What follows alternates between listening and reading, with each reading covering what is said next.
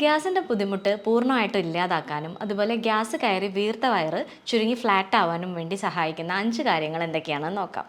ഈയിടെ ക്ലിനിക്കിൽ വരുന്ന മിക്ക പേഷ്യൻസും പറയുന്ന പരാതികളാണ്: ഡോക്ടറെ, എപ്പോഴും നെഞ്ചരിച്ചിലാണ്, ഇടയ്ക്കിടെ ഏമ്പക്കം പോവുക, വയറെപ്പോഴും ഫില്ലായിട്ടിരിക്കുക, അതുപോലെ വയറ് വീർത്തിരിക്കുക, അതോടൊപ്പം ചെറിയ വേദന വരിക, അതുപോലെ ഉരുണ്ട് കയറുന്ന പോലെയുള്ള ശബ്ദം വരിക, ഇങ്ങനെയുള്ള ബുദ്ധിമുട്ടുകളൊക്കെ. ഇതിൻ്റെ പ്രധാന കാരണമെന്ന് പറയുന്നത് ബ്ലോട്ടിംഗ് ആണ്. സോ എന്തൊക്കെയാണ് ഇതിൻ്റെ കാരണങ്ങൾ, എങ്ങനെയാണ് ബ്ലോട്ടിംഗ് വരുന്നത്, ഇതില്ലാതെയാക്കാൻ എന്തൊക്കെയാണ് ചെയ്യേണ്ടത് എന്നതിനെക്കുറിച്ച് ഡീറ്റെയിൽ ആയിട്ട് നമുക്ക് ഇന്നത്തെ വീഡിയോയിൽ ഡിസ്കസ് ചെയ്യാം. ഞാൻ doctor Jaseera, doctor Hisham's health care, Calicut.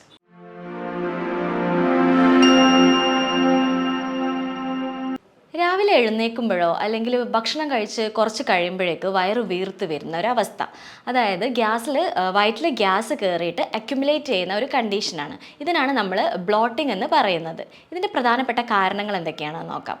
ഒന്നാമതായിട്ട്, നമ്മുടെ ഡയറ്റിൽ കൂടുതലായിട്ടുള്ള ഫൈബർ റിച്ച് ഫുഡ്സ് ഇൻക്ലൂഡ് ചെയ്യാം. നമുക്കറിയാം, നമ്മുടെ ഗട്ടിൻ്റെ ഹെൽത്തിനും അതുപോലെ സ്കിന്നിൻ്റെ ഹെൽത്തിനൊക്കെ ഫൈബർ റിച്ച് ഫുഡ്സ് വളരെ ഇമ്പോർട്ടൻ്റ് ആണ്, അല്ലേ? ഫൈബർ റിച്ച് ഫുഡ്സ് എന്ന് പറയുമ്പം മെയിനായിട്ട് ക്രൂസിഫറസ് വെജിറ്റബിൾസ്, അതായത് കോളിഫ്ലവർ, ക്യാബേജ്, ബ്രോക്കോളി, അതുപോലെ ബീൻസ്, മറ്റ് ലീഫി വെജിറ്റബിൾസ്, ഓട്സ്, ഇവയൊക്കെയാണ് ഫൈബർ റിച്ച് ആയിട്ടുള്ള ഫുഡ്സ് എന്ന് പറയുന്നത്. പക്ഷേ ഇതിൻ്റെ അളവ് ഒരു ക്രമാതീതമായിട്ട് അധികരിക്കുകയാണെങ്കിൽ ഇത് ഭയങ്കരമായിട്ട് ഗ്യാസ് ഫോം ചെയ്യിക്കുന്ന ഒന്നാണ്. സോ നമ്മുടെ ഡയറ്റിൽ ഡെയിലി ഒരു 18 മുതൽ 30 ഗ്രാംസ് വരെ ഫൈബർ മാത്രമേ നമ്മൾ കൺസ്യൂം ചെയ്യാൻ പാടുള്ളൂ. രണ്ടാമത്തെ കാരണം എന്ന് പറയുന്നത് സ്പീഡിൽ ആഹാരം കഴിക്കുന്ന ഒരു രീതിയാണ്. ചിലർ പെട്ടെന്ന് ആഹാരം കഴിച്ച് തീർക്കുന്ന പ്രകൃതക്കാരായിരിക്കും. ഇങ്ങനെ ആഹാരം കഴിക്കുമ്പോൾ ഭക്ഷണത്തിൻ്റെ കൂടെ എയറും വയറ്റിലേക്ക് കയറാനുള്ള സാധ്യതയുണ്ട്. അപ്പോൾ അങ്ങനെയുള്ളവർ ഭക്ഷണം പതുക്കെ സമയമെടുത്ത് കഴിക്കാൻ വേണ്ടിയിട്ട് ശ്രദ്ധിക്കുക. മൂന്നാമത്തെ കാരണം എന്ന് പറയുന്നത് അധികമായിട്ട് ചായ, കാപ്പി, അതുപോലെ കാർബണേറ്റഡ് ആയിട്ടുള്ള ഡ്രിങ്ക്സ് കൺസ്യൂം ചെയ്യുന്നവരാണ്. പ്രധാനമായിട്ടും നമ്മൾ രാവിലെ ബ്രേക്ക്ഫാസ്റ്റിൻ്റെ കൂടെ അല്ലെങ്കിൽ ഈവനിങ് ഒരു ഹെവി മീലിൻ്റെ കൂടെ നമ്മൾ ചായയോ കാപ്പിയോ കഴിക്കുകയാണെങ്കിൽ അത് ഇൻഡൈജഷനിലേക്ക് നയിക്കും. അതായത് നമ്മൾ കഴിക്കുന്ന ഭക്ഷണം പ്രോപ്പറായിട്ട് ഡൈജഷൻ ചെയ്യാത്ത ഒരവസ്ഥ വരും.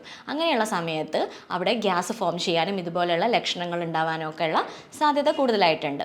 പിന്നെ ഒരു കാരണം എന്ന് പറയുന്നത് രാത്രി കിടക്കുന്നതിന് തൊട്ട് മുമ്പായിട്ട് ഹെവി ആയിട്ടുള്ള ഫുഡ് കഴിക്കുക. അത് എസ്പെഷ്യലി ഒരു ഫാറ്റി ഫുഡ്സ് ഒക്കെ ആണെങ്കിൽ അത് ഭയങ്കര ബുദ്ധിമുട്ടായിട്ടുള്ള ഒരു കാര്യമാണ്. അതായത് ആ സമയത്ത് രാത്രി ഉറങ്ങുന്ന സമയത്ത് നമ്മുടെ ഫുഡ് ഒരിക്കലും ഡൈജസ്റ്റ് ആവില്ല. അപ്പോൾ അത് അവിടെ കിടന്നിട്ട് ബാക്ടീരിയാസ് വർക്ക് ചെയ്തിട്ട് ഗ്യാസ് ഫോം ചെയ്യാനുള്ള സാധ്യതയുണ്ട്.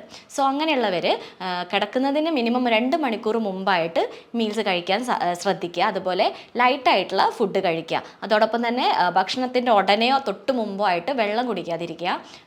മിനിമം ഒരു 1/2 hour ബിഫോർ ആയിട്ട് അല്ലെങ്കിൽ ഭക്ഷണം കഴിച്ച് 1 മണിക്കൂറിന് ശേഷം മാത്രം വെള്ളം കുടിക്കാൻ വേണ്ടിയിട്ട് ശ്രദ്ധിക്കുക. മറ്റു കാരണം എന്ന് പറയുന്നത് നമ്മുടെ ഗട്ടിലുണ്ടാവുന്ന ഡൈജസ്റ്റീവ് എൻസൈംസിൻ്റെ അഭാവമാണ്. അതായത് നമ്മുടെ സ്റ്റൊമക്കിൽ ഒരുപാട് ഡൈജസ്റ്റീവ് എൻസൈംസ് ഉണ്ടാവും. അപ്പോൾ നമ്മൾ ഭക്ഷണം കഴിക്കുന്ന സമയത്ത് ഈ എൻസൈംസ് അവിടെ വർക്ക് ചെയ്യണം. അപ്പോൾ നമ്മുടെ ബ്രെയിനാണ് ഈ വർക്ക് ചെയ്യാനുള്ള സിഗ്നൽ പാസ് ചെയ്യുന്നത്. ഇത് നമ്മൾ എന്താ ചെയ്യേണ്ടതെന്ന് വെച്ചാൽ പ്രോപ്പറായിട്ടുള്ള ടൈം മെയിൻറ്റെയിൻ ചെയ്യുക. നമ്മൾ സ്ഥിരമായിട്ട് ഒരേ സമയത്ത് ഭക്ഷണം കഴിക്കുന്നവർക്കറിയാം, നമ്മൾ ഡെയിലി ഒരു സമയം ഭക്ഷണം കഴിക്കുകയാണെങ്കിൽ തൊട്ടടുത്ത ദിവസം ആകുമ്പം ഓട്ടോമാറ്റിക്കലി ആ ഒരു വിശപ്പ് നമുക്ക് ഫീൽ ചെയ്യും, അല്ലേ? ഇതിൻ്റെ കാരണം എന്താണെന്ന് വെച്ചാൽ ബ്രെയിൻ സിഗ്നൽ കൊടുത്തിട്ട് ഈ എൻസൈംസ് അവിടെ പ്രൊഡ്യൂസ് ആവുന്നതാണ്. സോ നമ്മൾ ടൈം പ്രോപ്പർ അല്ലാതെ ഭക്ഷണം കഴിക്കുമ്പം ഇതിന് കൺഫ്യൂഷനാകും. ആ ഒരു അലാം സിസ്റ്റം അവിടെ വർക്ക് ചെയ്യില്ല. അപ്പോൾ ആ സിഗ്നൽ കൊടുക്കാതിരിക്കുകയും അങ്ങനെ എൻസൈംസ് പ്രൊഡ്യൂസ് ആവാതിരിക്കുകയും ചെയ്യും. ഇത് ഇൻഡൈജഷനിലേക്കും അതുപോലെ ഗ്യാസ് ഫോർമേഷനിലേക്കും നയിക്കും.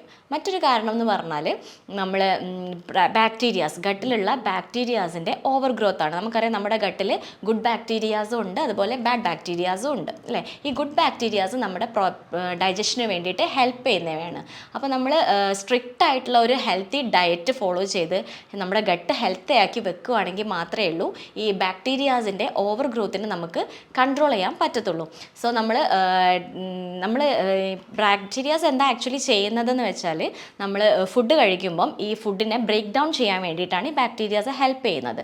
സോ ഇതിൻ്റെ ബൈ പ്രോഡക്റ്റ് ആയിട്ട് hydrogen, carbon dioxide, methane പോലെയുള്ള ഗ്യാസസ് ഒക്കെ ഫോം ആവുന്നുണ്ട്. ഇത് അധികരിക്കുകയാണെങ്കിലും ഇത് ഗ്യാസ് ഫോർമേഷനിലേക്കും ബർപ്പിംഗ് പോലെയുള്ള ലക്ഷണങ്ങളിലേക്കും നയിക്കാനുള്ള സാധ്യതയുണ്ട്. മറ്റൊരു കാരണം എന്ന് പറയുന്നത് ഫുഡ് ഇൻടോളറൻസ് ആണ്, അല്ലെങ്കിൽ സെൻസിറ്റിവിറ്റി. ചിലർക്ക് ചില ആഹാരങ്ങളോട് ഒരു അലർജി ഉണ്ടാവും, അവർ ഇൻടോളറൻ്റ് ആയിരിക്കും. എക്സാമ്പിൾ പറയുകയാണെങ്കിൽ ലാക്ടോസ് ഇൻടോളറൻസ്, അതായത് പാൽ ഉൽപ്പന്നങ്ങളോ കഴിക്കുക. അപ്പോൾ ചിലർക്ക് പാല്, തൈര് അതുപോലെയുള്ള സാധനങ്ങൾ കഴിക്കുമ്പം ഒരുപാട് ഗ്യാസ് ഫോം ചെയ്യാനും വയറുവേദന വരാനും ഒക്കെ ഉള്ളത് കണ്ടിട്ടുണ്ട്. അങ്ങനെയുള്ളവർ ആ ഭക്ഷണങ്ങൾ ഒഴിവാക്കുക. അതുപോലെ ചിലർക്ക് ഗ്ലൂട്ടൻ ഇൻടോളറൻസ് ഉണ്ടാവും, ഗോതമ്പടങ്ങിയ ഭക്ഷണങ്ങൾ. അങ്ങനെയുള്ളവർ ആ കാര്യങ്ങൾ ശ്രദ്ധിക്കുക. ഇനി ഇങ്ങനെ വരാണ്ടിരിക്കാൻ വേണ്ടിയിട്ട് നമുക്ക് ചെയ്യാൻ പറ്റുന്ന 5 കാര്യങ്ങൾ എന്തൊക്കെയാണെന്ന് നോക്കാം. ഒന്നാമതായിട്ട് റെഗുലറായിട്ടുള്ള എക്സസൈസ് മെയിൻറ്റെയിൻ ചെയ്യുക എന്നുള്ളതാണ്. മോർണിംഗ് ഒരു half an hour to 1 hour walking ചെയ്യുക, ജോഗിങ് ചെയ്യുക. അതുപോലെ weight gaining exercises, strengthening exercises, അതുപോലെ നമ്മുടെ മസിൽസ്, അബ്ഡോമൻ മസിൽസ് ഒക്കെ സ്ട്രെങ്തൻ ചെയ്യാനുള്ള സ്ട്രെച്ചിങ് എക്സസൈസസ് ഒക്കെ റെഗുലറായിട്ട് മെയിൻറ്റെയിൻ ചെയ്യാം. രണ്ടാമത്തെ കാര്യം എന്ന് പറയുന്നത് ഫുഡിൻ്റെ കാര്യമാണ്. അതായത് നമുക്ക് എന്തെങ്കിലും അലർജി ഉണ്ടോ, എന്തിനോടാണ് അലർജി ഉള്ളത് എന്ന് പ്രോപ്പറായിട്ട് നമ്മൾ ഡയഗ്നോസ് ചെയ്യണം. അങ്ങനെ എന്തിനോടെങ്കിലും, അതായത് നേരത്തെ പറഞ്ഞ പോലെ പാലുൽപ്പന്നങ്ങളോട് അലർജി ഉണ്ടെങ്കിൽ, അല്ലെങ്കിൽ ചിലർക്ക് റെഡ് മീറ്റിനോടാവാം അലർജി, ചിലർക്ക് അതുപോലെ പയർവർഗ്ഗങ്ങൾ, പരിപ്പ്, ചെറുപയർ അതുപോലെയുള്ള പയർവർഗ്ഗങ്ങളോട് അലർജി ഉള്ളവരുണ്ടാവാം. ഇങ്ങനെയുള്ളവർ അത് പൂർണ്ണമായിട്ട് നമ്മുടെ ഡയറ്റിൽ നിന്നിട്ട് ഒഴിവാക്കാൻ വേണ്ടിയിട്ട് ശ്രദ്ധിക്കുക. മൂന്നാമത്തെ കാര്യം എന്ന് പറയുന്നത്, ഒരുപാട് ഇങ്ങനെ ഗ്യാസ് ഫോർമേഷനുള്ള ആളുകൾ രാവിലെ വെറും വയറ്റിൽ ഒരു ഗ്ലാസ് ചെറു ചൂടുവെള്ളത്തിൽ ചെറുനാരങ്ങ പിഴിഞ്ഞ് കഴിക്കാൻ ശ്രമിക്കുക. ഒരു ഹാഫ് ടീസ്പൂൺ ചെറുനാരങ്ങ പിഴിയുക.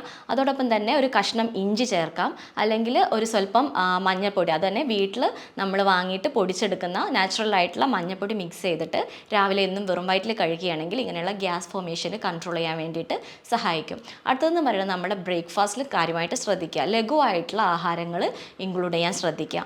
ഓട്സ് മീൽ ആവാം, അല്ലെങ്കിൽ ബോയിൽഡ് എഗ് ആവാം, അല്ലെങ്കിൽ പഴം, ഇതുപോലെയുള്ള ലഘു ആഹാരങ്ങൾ ബ്രേക്ക്ഫാസ്റ്റ് ആയിട്ട് കഴിക്കുക. അതും അധികം ടൈം കഴിയാതെ, അതായത് എഴുന്നേറ്റ് ഒരു 1 അവർ ആകുമ്പോഴേക്ക് തന്നെ ബ്രേക്ക്ഫാസ്റ്റ് കഴിക്കാൻ വേണ്ടിയിട്ട് ശ്രദ്ധിക്കുക. മറ്റൊന്നെന്ന് പറയുന്നത് പ്രോബയോട്ടിക് ആണ്. പ്രോബയോട്ടിക്സ് നമുക്കറിയാം, തൈര്, യോഗേർട്ട് പോലെയുള്ള കാര്യങ്ങൾ സ്ഥിരമായിട്ട് ഫുഡിൽ ലഞ്ചിന് ശേഷം യോഗേർട്ടോ തൈരോ കഴിക്കാൻ വേണ്ടിയിട്ട് ശ്രദ്ധിക്കുക. അതുപോലെ പ്രോബയോട്ടിക് ധാരാളമായിട്ട് അടങ്ങിയിട്ടുള്ള ഒന്നാണ് കഞ്ഞിവെള്ളം. തലേന്ന് രാത്രി എടുത്തു വെച്ച കഞ്ഞിവെള്ളം പിറ്റേന്ന് രാവിലെ ഭക്ഷണത്തിനോടൊപ്പം, ബ്രേക്ക്ഫാസ്റ്റിനോടൊപ്പം കഴിക്കുകയാണെങ്കിൽ ഇത് ഈ ഗ്യാസ് ഫോർമേഷൻ ഇല്ലാതാക്കാൻ വേണ്ടിയിട്ട് ഒരു പരിധിവരെ നമ്മളെ സഹായിക്കും. അതുപോലെ മറ്റൊന്നാണ് അലോവേരയുടെ പൾപ്പ്.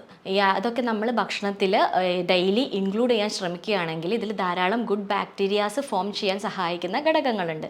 സോ നമ്മുടെ ബാഡ് ബാക്ടീരിയാസിൻ്റെ ഗ്രോത്തിനെ കൺട്രോൾ ചെയ്തിട്ട് ഡൈജഷൻ പ്രോപ്പർ ആക്കുകയും അതുവഴി നമ്മുടെ ഗ്യാസ് ഫോർമേഷൻ ഇല്ലാതാക്കുകയും ചെയ്യും. സോ ഇങ്ങനെയുള്ള കാര്യങ്ങൾ നമ്മൾ റെഗുലറായിട്ട് സ്ട്രിക്റ്റായിട്ട് ഫോളോ ചെയ്ത് റെഗുലറായിട്ടുള്ള എക്സസൈസ് ഒക്കെ മെയിൻറ്റെയിൻ ചെയ്താൽ ഒരു പരിധി വരെ നമുക്ക് ഇങ്ങനെയുള്ള ലക്ഷണങ്ങളൊക്കെ ഇല്ലാണ്ടാക്കാൻ പറ്റും. അപ്പം ഇങ്ങനെയുള്ള ആളുകൾ ചെയ്യേണ്ടത് എന്താണെന്ന് വെച്ചാൽ പ്രോപ്പറായിട്ടുള്ള ഒരു ഡയറ്റ് ഫോളോ ചെയ്യുക. ഡയറ്റ് ചാർട്ട് ഉണ്ടാക്കിയിട്ട് എന്തൊക്കെ ഫുഡ്സാണ് നമുക്ക് അലർജി ഉണ്ടാക്കുന്നത് എന്നുള്ളത് പ്രോപ്പറായിട്ട് ഡയഗ്നോസ് ചെയ്യുക. ഇന്നത് ഫുഡ് കഴിക്കുമ്പം ഇങ്ങനെ ഗ്യാസ് ഫോർമേഷൻ വരുന്നുണ്ടെങ്കിൽ പൂർണ്ണമായിട്ടും അത് ഡയറ്റിൽ നിന്ന് ഇല്ലായ്മ ചെയ്യുക. അതോടൊപ്പം തന്നെ ഈ എക്സസൈസും മെയിൻറ്റെയിൻ ചെയ്യുക. അങ്ങനെയുള്ളവർക്ക് ഈ ഗ്യാസിൽ നിന്ന് പൂർണ്ണമായിട്ടുള്ള മോചനം ലഭിക്കുന്നതാണ്. ഇനി ഇങ്ങനെയുള്ളത് ഒക്കെ ചെയ്തിട്ടും ഗ്യാസ് ഫോർമേഷൻ ഉണ്ടാവുന്നുണ്ടെങ്കിൽ നിർബന്ധമായിട്ടും ഒരു ഡോക്ടറെ കാണിച്ച് അതിന് വേണ്ട ടെസ്റ്റും കാര്യങ്ങളും ചെയ്ത് ട്രീറ്റ്മെൻറ്റ് എടുക്കേണ്ടത് വളരെ അത്യാവശ്യമായിട്ടുള്ള ഒരു കാര്യമാണ്. അപ്പോൾ ഈ പറഞ്ഞ കാര്യങ്ങളെക്കുറിച്ച് നിങ്ങൾക്ക് എന്തെങ്കിലും ഡൗട്ട് ഉണ്ടെങ്കിൽ, അല്ലെങ്കിൽ നിങ്ങൾക്ക് ഇതുപോലുള്ള ലക്ഷണങ്ങൾ ഉണ്ടെങ്കിൽ താഴെ കാണുന്ന നമ്പറിൽ കോൺടാക്റ്റ് ചെയ്യാം. വീണ്ടും ഒരു അടുത്ത ടോപ്പിക്കുമായിട്ട് കാണാം. താങ്ക്